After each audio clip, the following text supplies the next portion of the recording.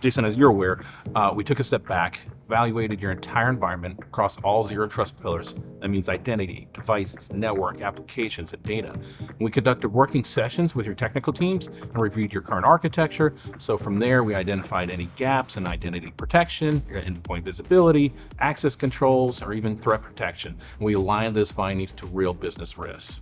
So from your perspective, what stood out most about the final report and the findings?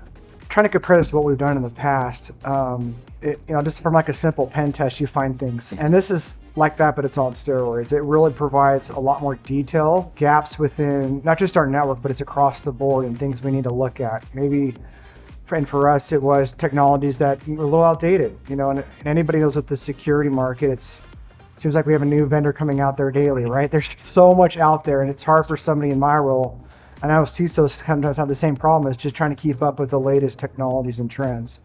But this really helped me out really to identify things we need to look at and create a roadmap with that too.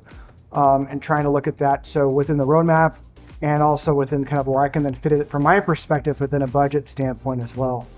It also showed me, a strong, SASE product I need to look at as well. So I alluded to some of the other products we've kind of already taken from that, but we also including now more that we can do to try to get to a true zero trust without compromising still user experience as well. Because that's key is with any, zero trust environment is you don't want to compromise the user experience. You want to enhance that as well.